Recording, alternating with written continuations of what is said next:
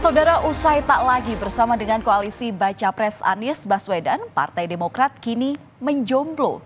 Di tengah kesendiriannya, Demokrat sedang galau akan berlabuh ke koalisi yang mana atau justru membentuk koalisi baru. Dalam masa PDKT kali ini, sinyal rujuk pun mengemuka antara Ketua Umum PDI Perjuangan Megawati Soekarno Putri dengan Ketua Majelis Tinggi Partai Demokrat Susilo Bambang Yudhoyono. Apakah tembok pembatas antara Megawati dan SBY yang telah terbangun bertahun-tahun mampu dirobohkan dalam Pilpres kali ini? Partai Demokrat sudah cukup lama bersama dengan Koalisi Perubahan. Baca Pres Anies Baswedan malah memilih Ketua Umum PKB Muhaimin Iskandar sebagai bakal cawapresnya hanya 1 bulan lebih sebelum pendaftaran KPU dibuka.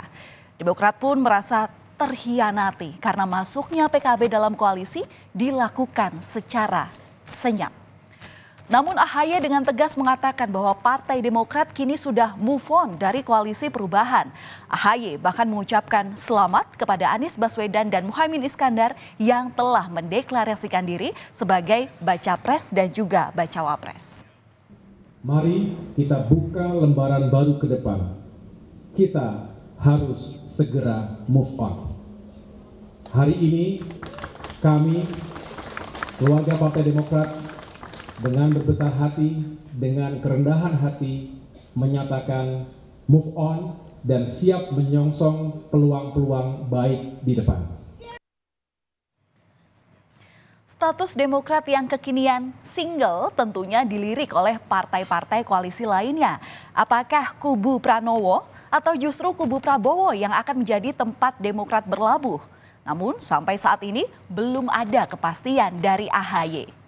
Memang belum ada tawaran resmi dari koalisi yang ada, baik koalisi PDI Perjuangan ataupun juga koalisi Indonesia Maju. Namun partai-partai itu sudah gencar melemparkan kode-kode untuk menarik Partai Demokrat. Siapa tahu kali ini cinta tak bertepuk sebelah tangan.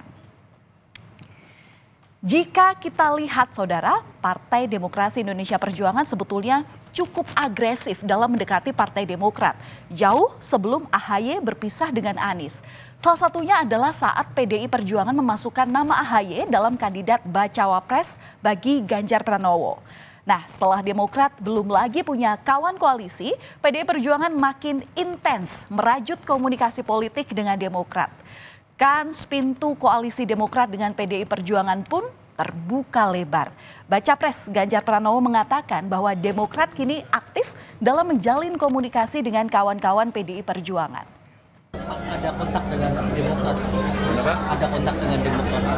Teman-teman Demokrat saya kira komunikasi terus-menerus ya setelah kejadian dengan teman-teman dari DPP. Saya mendapat informasi, tapi kalau saya pribadi yang dari Banten. Saudara, penjajakan politik dari PDI Perjuangan dengan Demokrat juga tercermin dari kebersamaan para petinggi kedua partai, yakni dari Puan Maharani dan juga Agus Harimurti Yudhoyono. Puan Maharani selaku Ketua DPP PDI Perjuangan terlihat akrab saat bertemu di pelataran Hutan Kota Senayan, Jakarta pada Juni lalu. Puan menggambarkan obrolan mereka bak kakak dan adik. AHY pun juga tak ragu memuji Puan dalam pertemuan ini. Sementara di lain kesempatan, Puan juga terlihat hadir dalam peluncuran buku AHY di Jakarta pada awal Agustus kemarin. Namun, kedekatan AHY dan juga Puan Maharani tidak serta-merta menjamin koalisi akan terbentuk. Sikap kedua partai bergantung kepada orang tua mereka masing-masing, yakni Megawati Soekarno Putri dan juga Susilo Bambang Yudhoyono.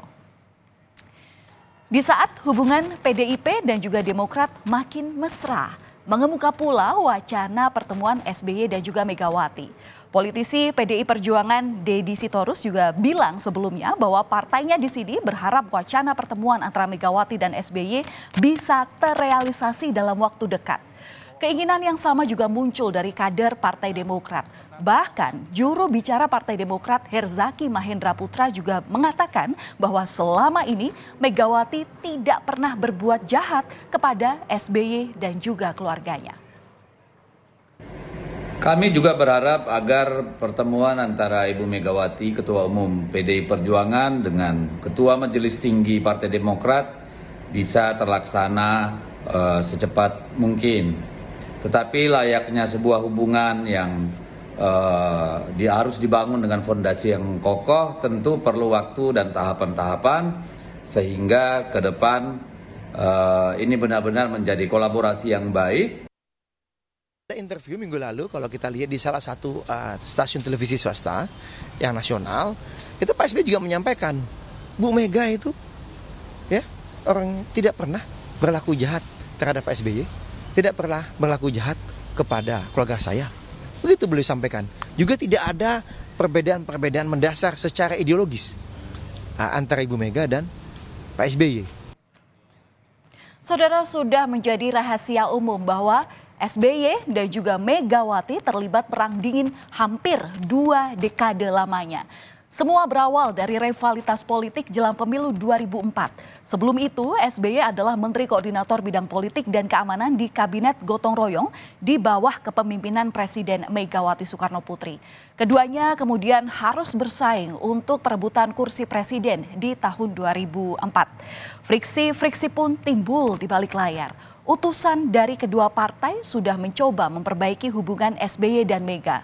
Namun hingga saat ini belum juga membuahkan hasil.